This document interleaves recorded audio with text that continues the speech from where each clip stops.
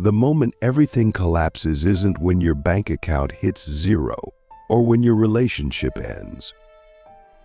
It's not even when your body gives out or when your dreams vanish in front of you. The real collapse, the one that shatters you from the inside out, happens when you realize you've been living your entire life avoiding one voice. The voice of the child within you. The one who was left behind. The one who never stopped waiting to be seen, heard, and held. And in the dark night of the soul, when every distraction falls away, when no one else answers your calls, when the lights go out and your soul begins to stir, that voice finally gets loud enough to be heard. It's not a scream. It's not a shout. It's a trembling whisper from the depths of your own being. And what's terrifying is how familiar it sounds. Because it's yours but younger. It's the part of you that froze in the moment your emotions were too big to be handled by the adults around you. It's the part of you that still believes love must be earned, that safety is conditional, that your presence is a burden unless you're performing. And when you enter the dark night, the universe clears the space so this child can finally speak. The first way your inner child cries out is through emotional spirals that make no sense to your current self.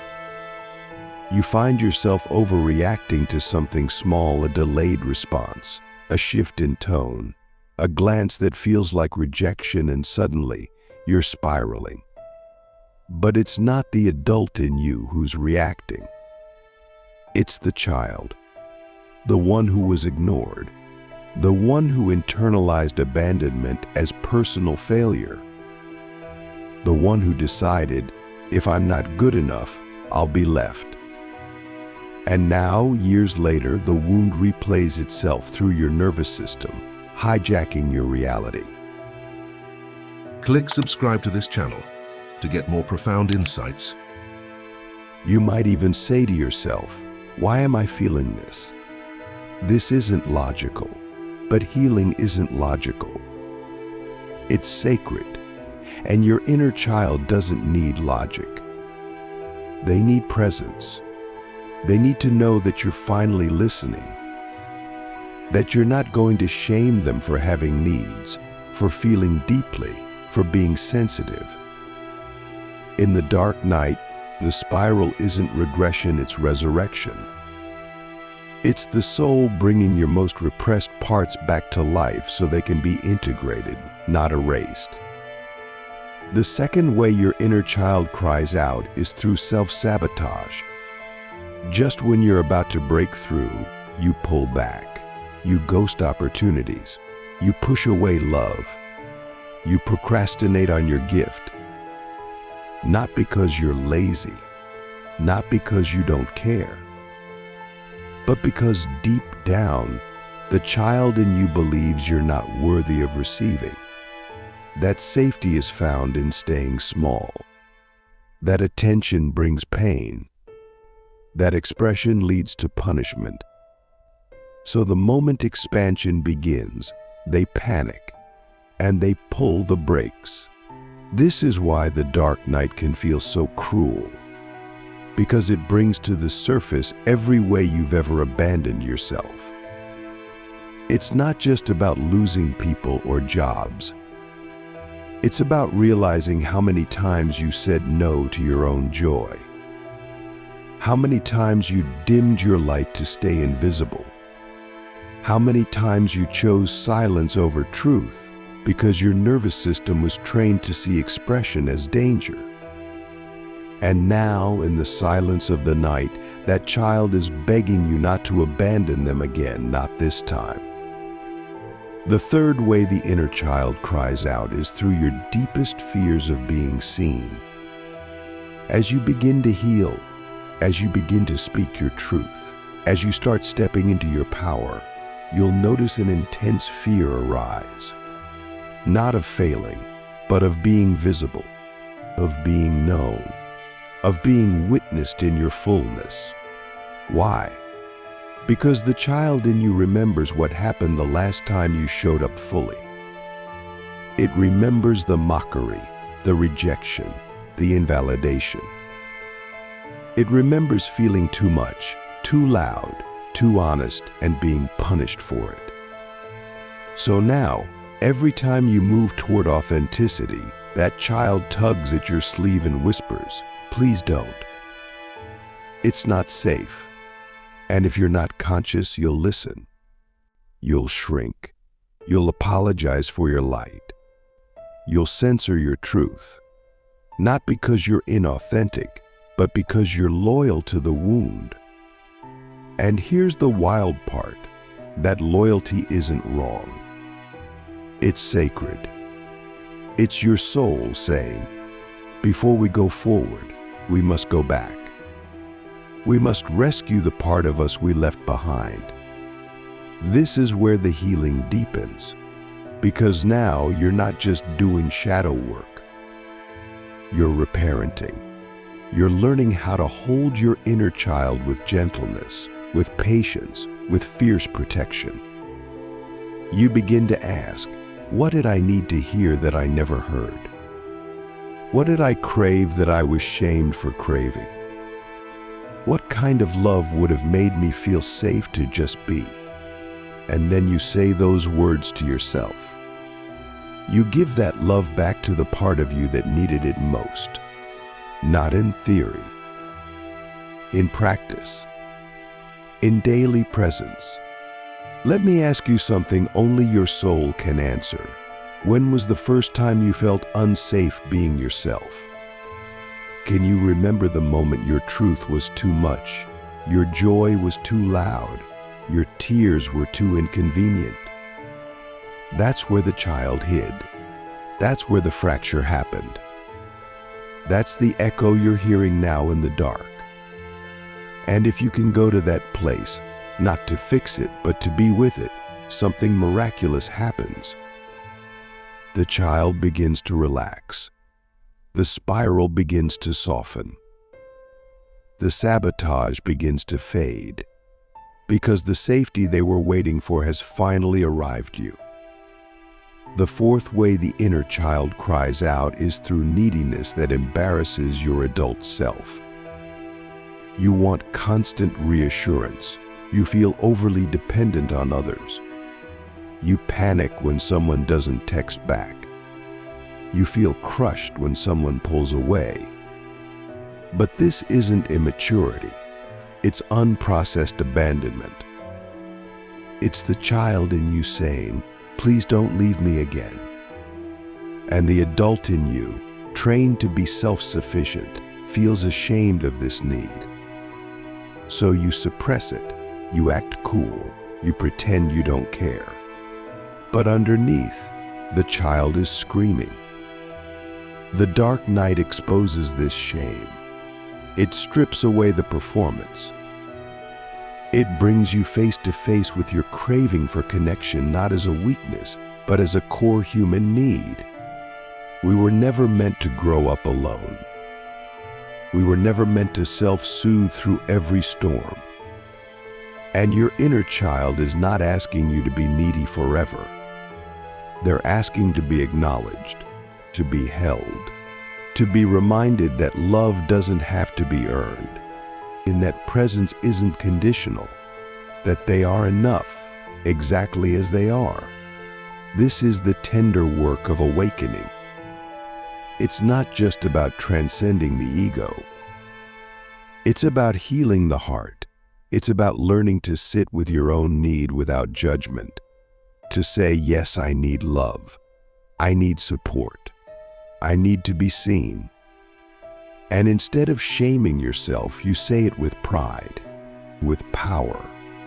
Because the healed inner child doesn't disappear. They become your joy, your genius, your creativity, your courage, but only when you stop silencing their cry. And the fifth way the inner child cries out in the dark night is through longing. A deep, aching desire for something you can't quite name.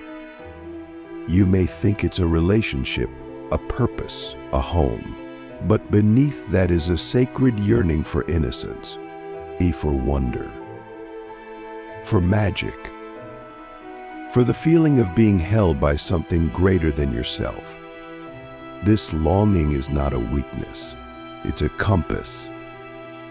It's the child in you remembering what your soul came here to feel. This longing will not be satisfied by material success. It won't be fulfilled by followers or fame. It won't even be calmed by spiritual knowledge, because it's not about information. It's about embodiment.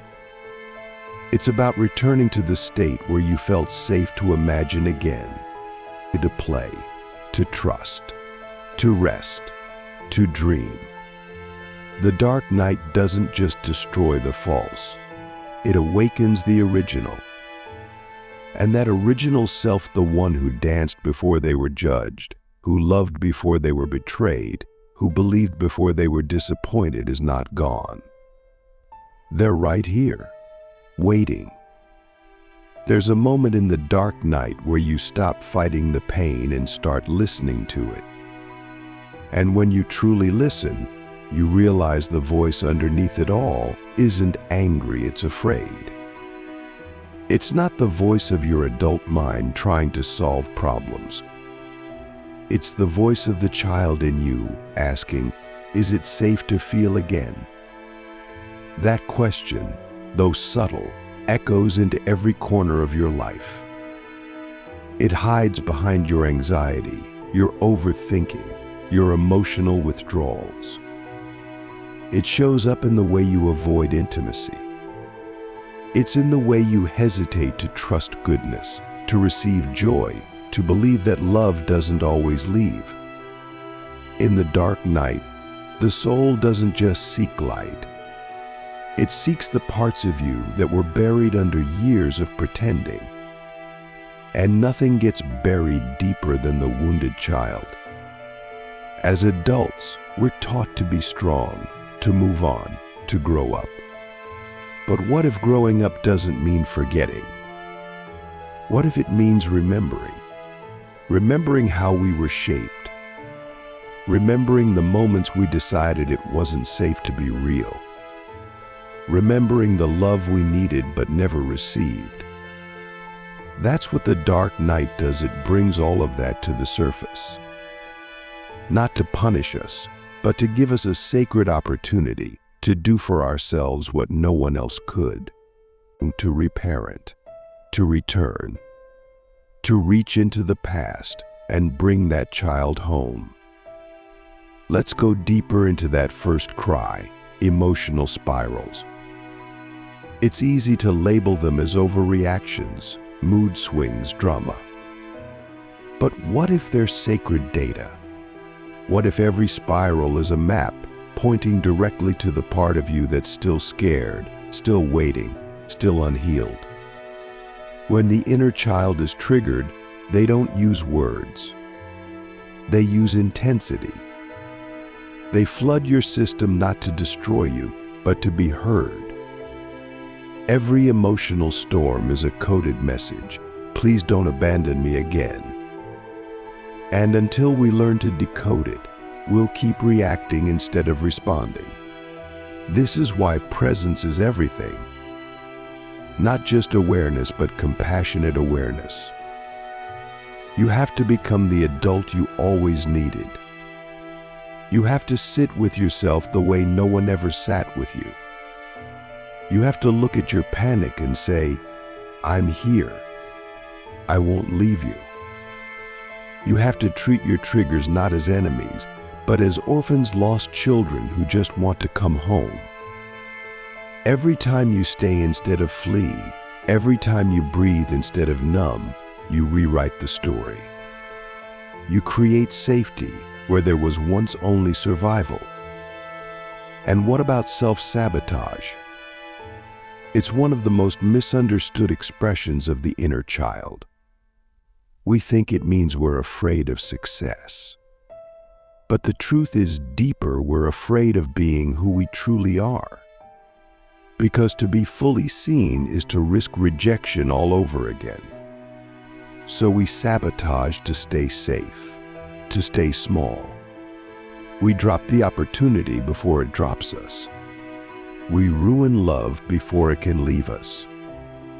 We dim our light before someone else tells us it's too bright. And we call it failure, when in reality, it's heartbreak protection. But here's the truth. Protection is no longer needed, at least, not in the old ways. The child in you doesn't know that yet. So you must teach them. You must show up for your own life with a new kind of energy, one that says, it's safe to shine now. I've got you. And that kind of love, that kind of internal loyalty, it changes everything. It doesn't just stop the sabotage. It transforms it into self-honoring, into alignment, into a sacred yes to life. Let's return to that fear of being seen. It's one of the most universal cries of the inner child. At some point, we were seen in our rawness and met with misunderstanding, ridicule, or punishment. So we learned to hide, not just physically, but emotionally. We wore masks. We played roles. We became who we thought we needed to be to belong. And now, years later, when awakening calls us back to authenticity, the child panics. Because they remember what happened last time, and their memory is vivid. This is why stepping into your truth can feel so terrifying. Not because the truth is dangerous, but because it's been dangerous to express it. You may notice resistance in your throat, a shakiness in your voice, a fear of speaking up. That's not weakness. That's a trauma echo. And the only way to dissolve it is through repetition, through safety. Through creating small, sacred moments where your truth is spoken and not punished. Where your expression is met with presence, not projection.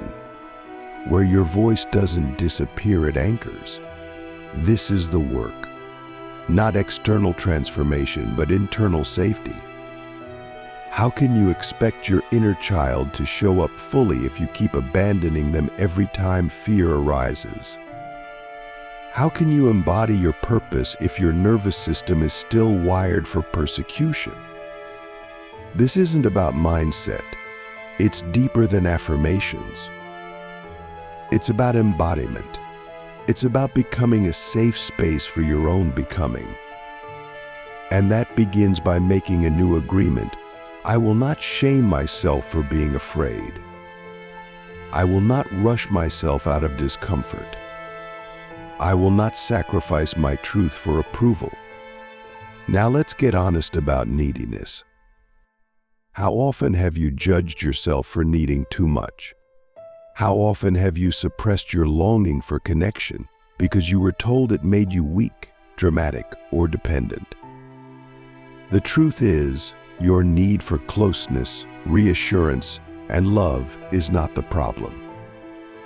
The problem is that no one ever taught you how to meet that need without shame. So you learned to hide it.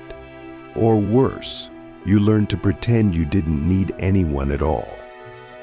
But your inner child still knows the truth. They still ache. They still reach. And in the dark night, when everything falls off and your defenses collapse, that ache becomes unbearable. It's not that you suddenly became needy.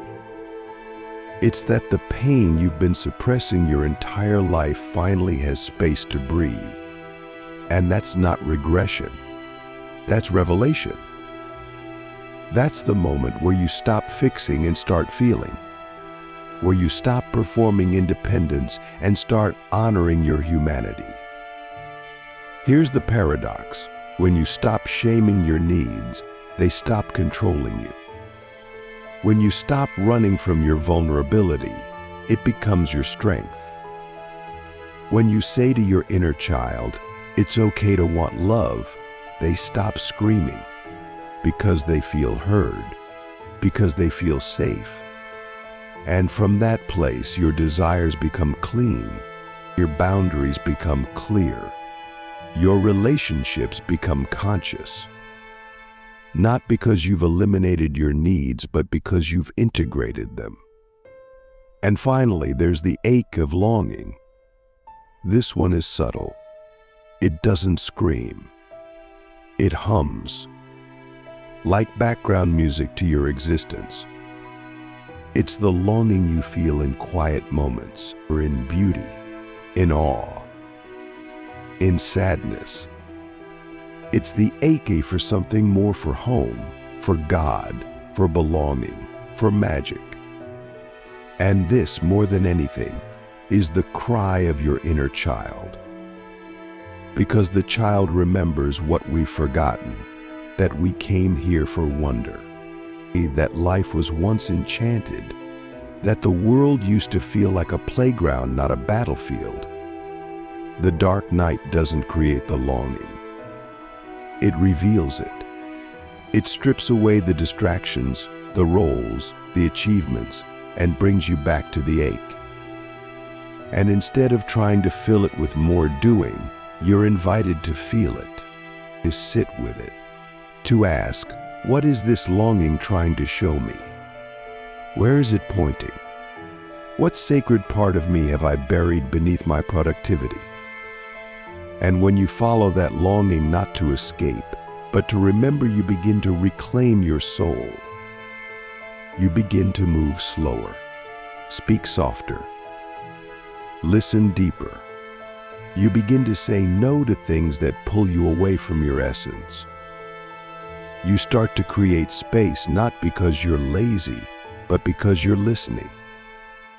And in that space, the child in you begins to dance again, to laugh, to trust. Not because the pain is gone, but because the love has returned. Not from the outside, but from within. There's a quiet moment, often deep into the dark night, when you realize something profound. You're not trying to escape your pain anymore. You're not trying to change yourself as a project or a punishment. You're trying to find the one inside you who was never broken to begin with. The child, the original you, the untouched, unconditioned, unburdened essence of your being. And as you've walked through the fire, through the silence, through the unraveling of everything you thought you were, what's left now is the truth. And that truth is tender. That truth is sacred. That truth is the inner child, no longer crying to be rescued, but waiting to be re-met. The child doesn't need you to be perfect. They don't need you to have all the answers. They just need to know you're finally here for them, fully, without judgment, without bypassing, without turning away when it gets uncomfortable. Because here's the truth, the inner child doesn't show up just to be healed. They show up to guide you, to return you to the parts of yourself you didn't even know were missing. To remind you why you came here in the first place, not to perform your worth, but to embody your wonder. The longing you feel, the fifth cry of the inner child, is actually the compass of your soul. It's not something to fix, it's something to follow. It's the part of you that remembers the taste of joy before it became conditional. It's the part of you that still believes in beauty without needing a reason. And when you honor that longing, when you let it lead you instead of shame you, you begin to shift from surviving to truly living. You stop asking, how do I win at life?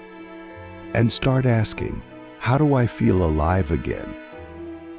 You begin to reclaim magic, not the illusion of control, but the real magic, the kind that lives in presence, in play, in awe. You start to notice the clouds again. You pause to feel the wind. You let yourself cry at music. You laugh without needing to be funny. You allow yourself to be moved by life, not because it's a strategy, but because it's your natural state when you're connected to the child within. And that connection becomes your power.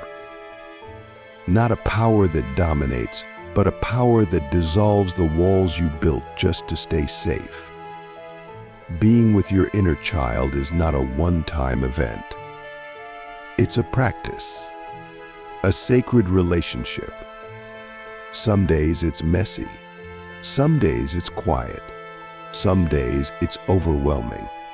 But if you keep choosing to return, to listen, to hold, you create a new baseline of safety inside yourself.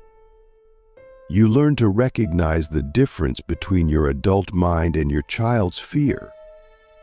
You stop reacting from wounds and start responding from wisdom. You realize you're not broken, you're becoming whole. And that wholeness begins to echo into your life. Your relationships change. You stop attracting people who mirror your abandonment. You begin to choose partners, friends, and communities who honor your sensitivity, your truth, your joy. You stop needing to be needed. You stop performing love. You start allowing love, not as something you chase, but as something you receive. And in that receiving, your inner child begins to exhale a breath they've been holding for decades. Your creativity returns, not as a hustle, but as a gift. You find yourself drawn to things that make no logical sense: painting, dancing, climbing trees, writing poetry, building things for no reason other than joy. That's not a regression. That's remembrance. That's your soul saying, "This is who we were before the world told us otherwise." And every time you say yes to that joy, you unlearn the lie that adulthood has to mean exhaustion, seriousness, and suppression. The dark night isn't just a collapse. It's a sacred reunion. It's the moment the soul says, "Come sit with me." Let's remember who we were before we were scared.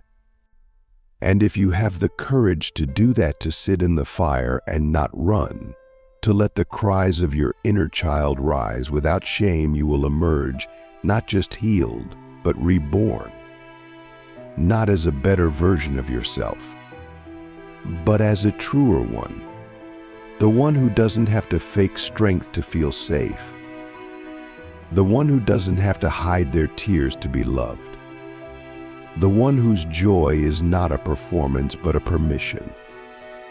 So what do you do with all of this? How do you live after your inner child has cried and you finally listened? You move differently. You speak more gently to yourself. You stop calling your fear weakness.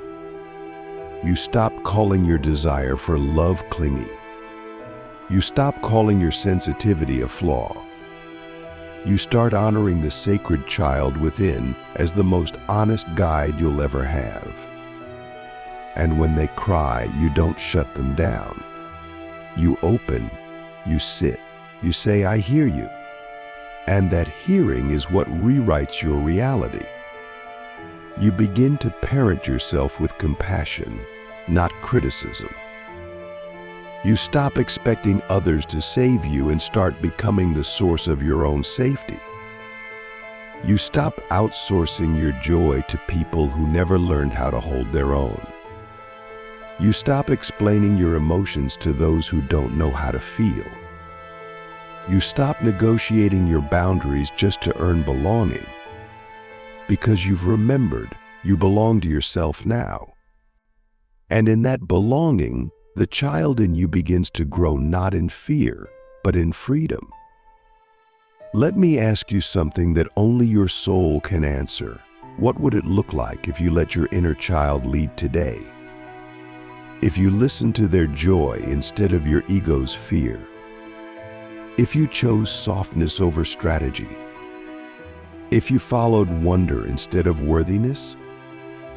What if the key to your next chapter isn't in becoming more, but in remembering more?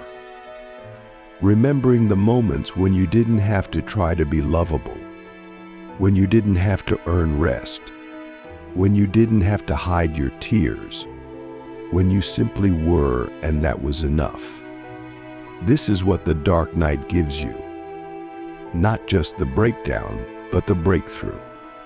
Not just the pain, but the permission to begin again, to love again, to believe again. Not in a fantasy, but in something deeper, in the child who never stopped waiting for you to return. And now you're here. You've heard them. You've held them. And from this point forward, you walk together, hand in hand, truth in truth, light in shadow, not to escape the past, but to reclaim the future. A future built not on fear, but on wholeness, not on silence, but on expression, not on survival, but on soul. And in that soul, the child smiles.